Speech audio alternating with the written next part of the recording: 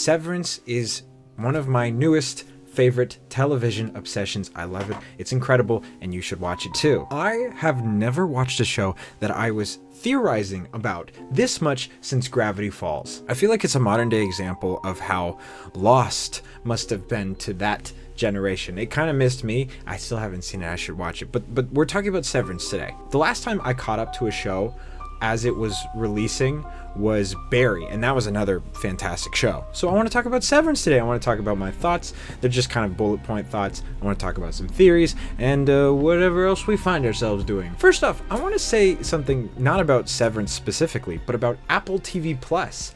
Genuinely one of my favorite streaming services. I need to watch more shows on this platform because there's so much.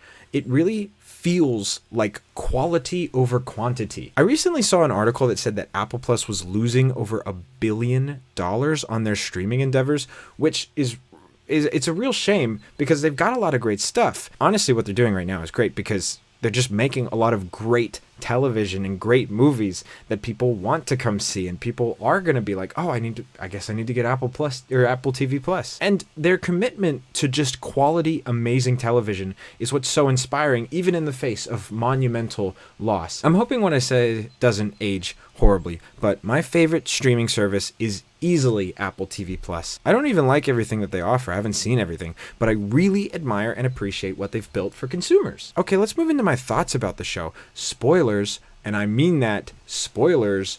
Watch the show. It's really, really good. I don't want to be the one to spoil it for you. I'm giving you this time. Go watch the show. Okay, so these are just my quick shotgun blast thoughts of the entire show. Seasons 1 and Season 2, I'll just quickly go through Season 1 because that's not why we're here. Season 1 for me was love at first sight. I was addicted the first episode I watched. I needed to know more. I was so excited to watch the next episode. Everything is perfect from the production design to the costumes to the makeup, but I really want to emphasize how beautiful and incredible the music is. The opening theme song, as well as the other musical motifs and reoccurring themes throughout the series, as well as the needle drop music.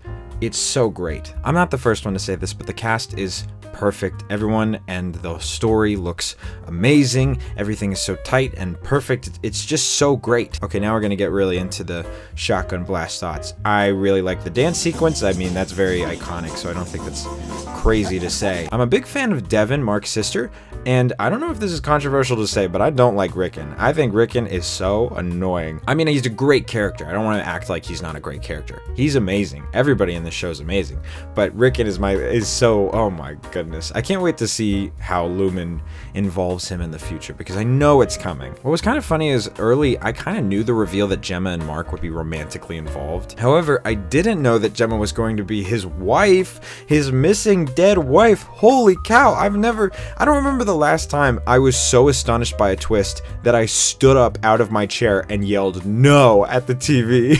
It was perfect, and I've done that several times throughout this series, to be frank. I love the romance between Bert and Irving, especially just as friends. I especially want to highlight Irving's evolution from this perfect Lumen employee to what I think is my favorite moment outside of the Season 1 finale. Let's burn this place to the ground. Speaking of which, the finale, oh my goodness, it's perfect. I was so dying to see that last moment where Mark runs at the camera and screams she's alive, and I'm so happy we got it. I think what I love about Severance is they really know how to deliver on the mystery that you want solved that season while also setting up, okay, what's next? What's going to be the next mystery? How are they going to get out of this scenario? How is this? How is that? And that really does carry over into Season 2. I will say the difference between Season 1 and Season 2 for me is that the story of Season 2 was spread out a lot more than I was anticipating, but that's a good thing. I was very curious, I had a lot of questions. What was Cold Harbor? When did the Severance program start? Is Bert an agent of Lumen? Is Bert working for Lumen?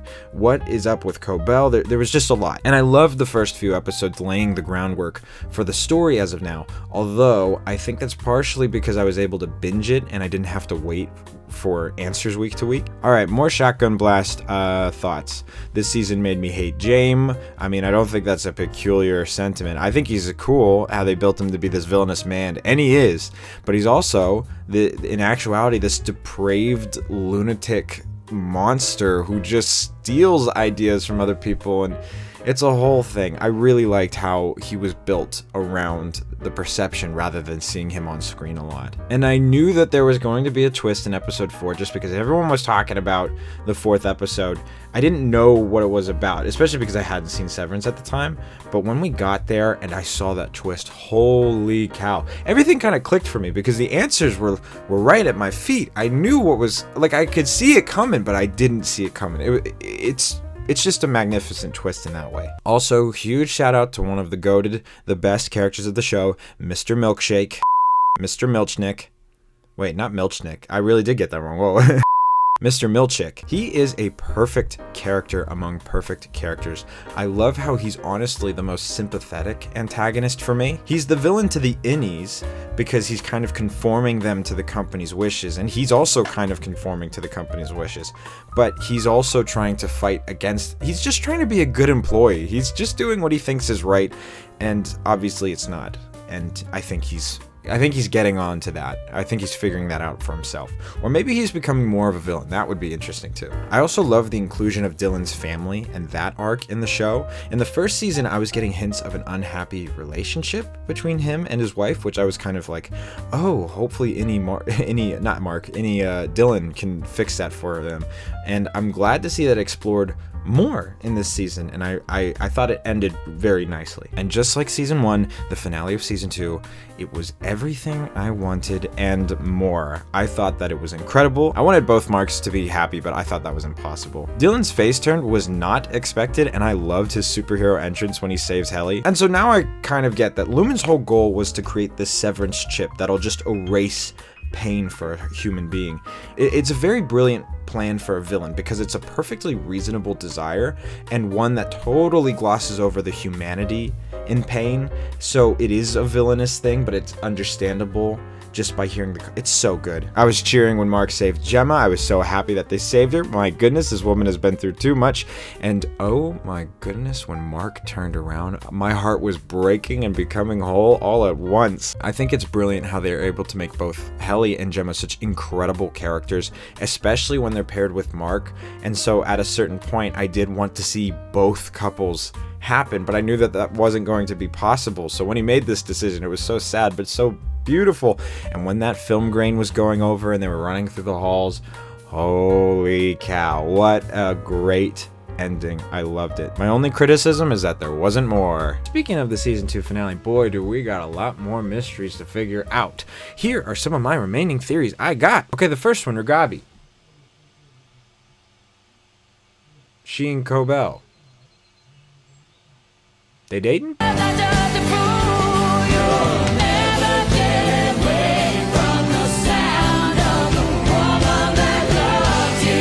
I don't know, I just saw it from that Instagram reel.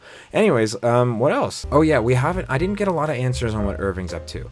I've been wondering that since season 1, and I've been dying to know. Is he part of like an anti-Lumen group? Is he secretly a part of Lumen? I don't think that's true, but he had all that information in that chest.